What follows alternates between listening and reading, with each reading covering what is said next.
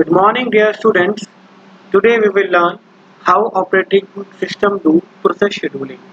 As we know that multiple programs can be loaded simultaneously in computer memory, and when there are multiple programs in the ready queue, then but our CPU will execute only one process at a time. So it is important to determine that which process will get the CPU time, which process will be removed from CPU, which process will be allowed for input output request, and in which cases interrupt occur. Now what is the interrupt? Interrupt is a signal generated by the hardware or the software to the CPU, indicating that higher priority event that needs immediate attention. In case of interruption, the CPU has to interrupt the current running process and handling the interrupt first of all higher priority. ठीक, तो यहाँ पर देखो all in all हम क्या बात कर रहे हैं, यहाँ पर हम बात कर रहे हैं कि लेट अस सपोज हमारे पास क्या है, मल्टीपल प्रोसेस है एग्जीक्यूट होने के लिए। ठीक है, हम अगर मल्टीपल प्रोसेस होंगे तो कहाँ पर होंगे, रेडी क्यू में होंगे। तो रेडी क्यू ने क्या करिए, मल्टीपल प्रोसेस को कंटेन किया हुआ है, बट हमारा जो सीपीयू है वो एट अ टाइम क्या करेगा, एक टाइम पे एक ही प्रोसेस को क्या करेगा, हैंडल कर सकता है।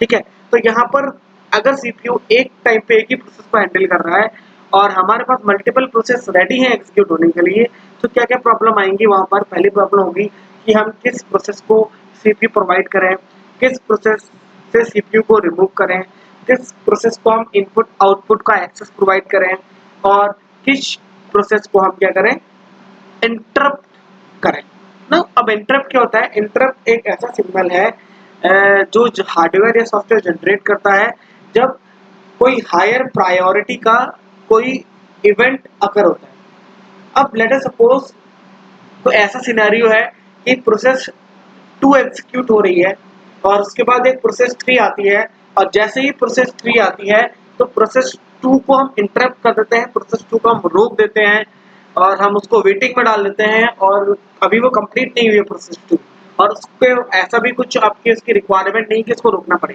बट बिकॉज प्रोसेस 3 आई है, बिकॉज प्रोसेस 3 की प्रायोरिटी क्या है, हाई है, तो हमारे कंप्यूटर को पता है कि प्रोसेस 3 की प्रायोरिटी हाई है और इसको इमीडिएट बेसिस पे क्या होना है, एग्जीक्यूट होना है। तो क्या होगा कि प्रोसेस 2 को हम वेटिंग में डाल के पहले क्या करेंगे, प्रोसेस 3 को एग्जीक्यूट करेंगे।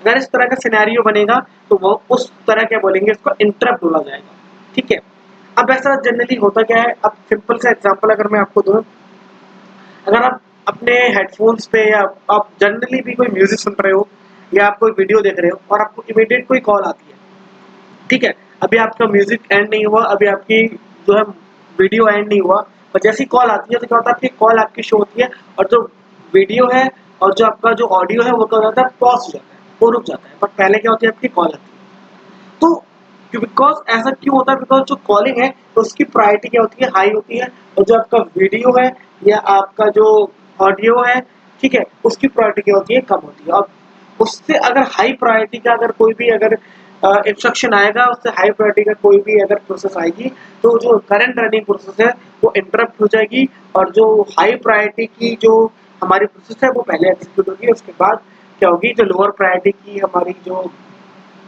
प्रोसेस होती है वो आपकी उसके बाद एग्जीक्यूट होगी। अब जैसे ही यहाँ पर क्या होता है कि जैसे ही हम क्या करते हैं, हम अपनी प्रोसेस में कोई हर प्रोसेस को एक उसकी प्रायोरिटी भी असाइन होती है, ठीक है, और उस प्रायोरिटी के बेसिस पे क्या होता है कि हम उसको एग्जीक्यूट करते हैं। ठीक है, तो इस तरह की इंटरप्ट। अब यहाँ पर हम बात करते हैं कि इन सारी चीजों को जो मैनेज जो करता है वो कौन करता है, प्रोसेस शेड्यूलर करता है।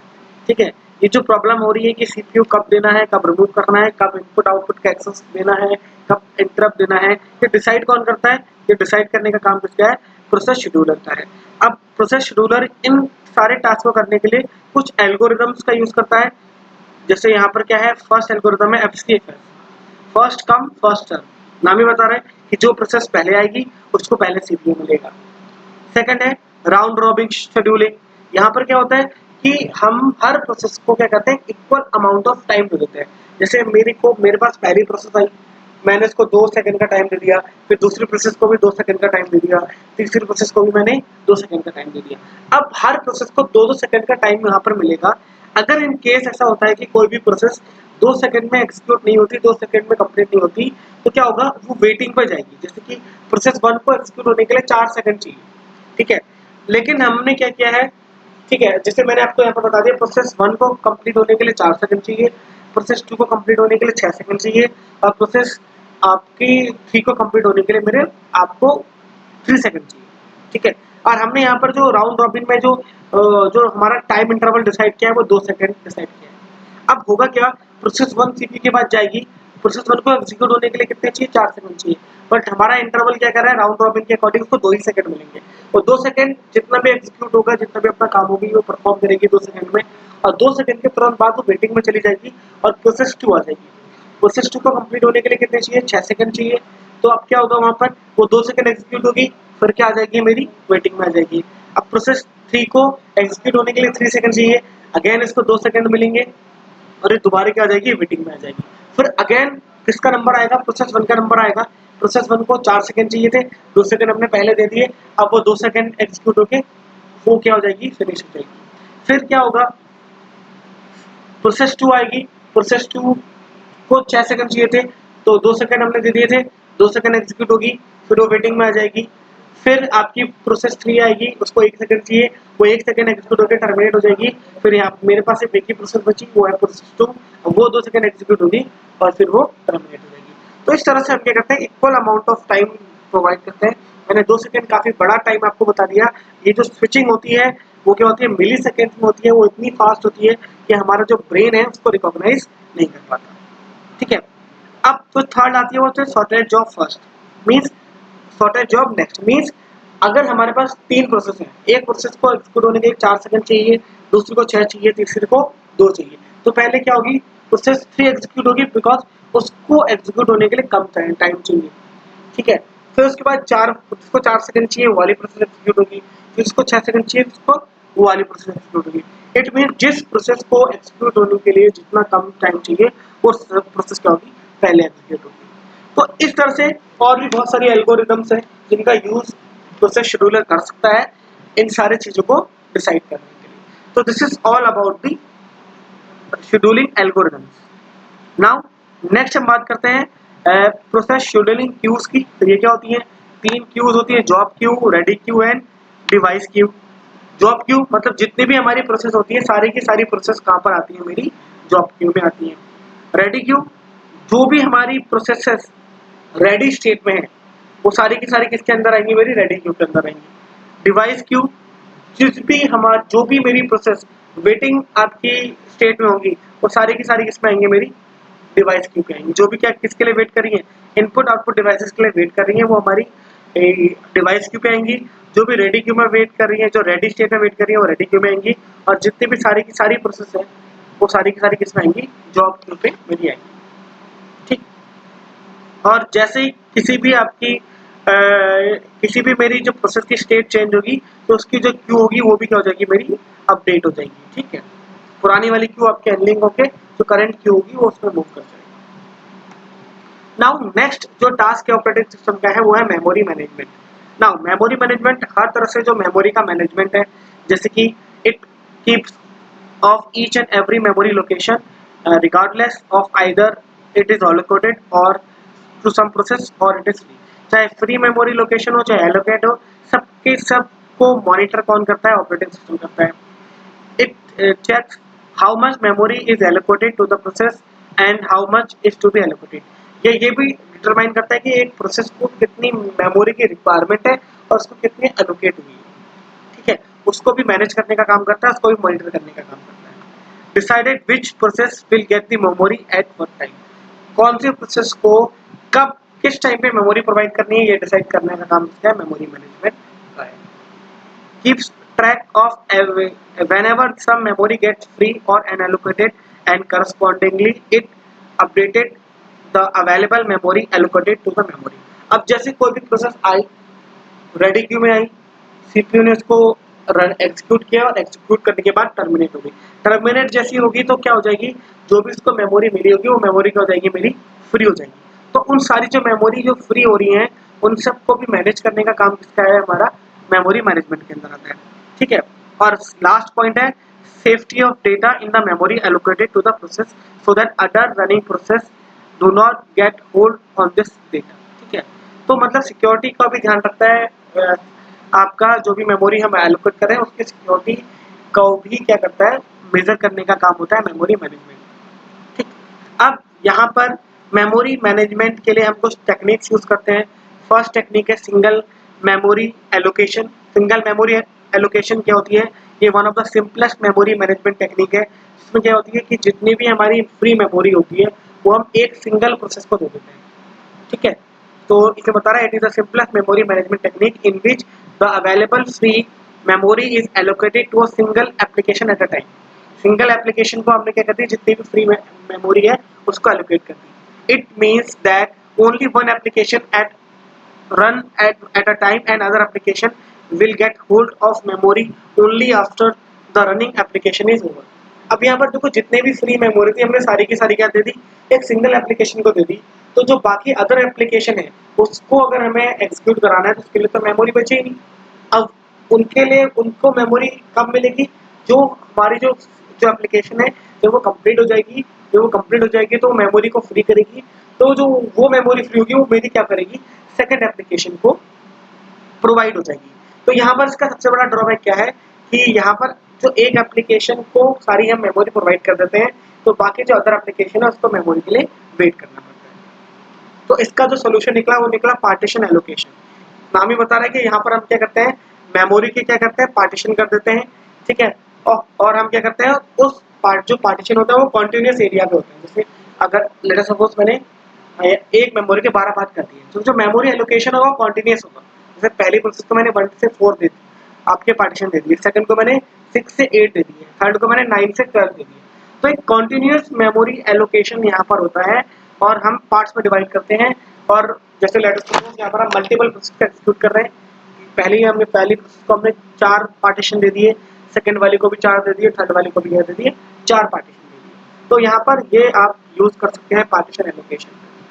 ठीक है, अब उस लेकिन ड्रॉबैक क्या है इसका, कॉन्टिन्यूस होता है। अब लेट अस सपोज कहीं पर क्या हो गया कि आपका प्रोसेस 3, 6 जो पार्टीशन 3, 6 और 11, 12 अगर रह गए, अगर लेट सपोज पार्टीशन 3, पार्टीशन 6 और पार्टीशन 11 और 12 क्या है मेरे फ्री, और मेरी कोई प्रोसेस है उसको 3 पार्टीशन की रिक्वायरमेंट है। तो हमारे पास कितने पार्टीशन खाली हैं, 3, 6, 11 एंड 12।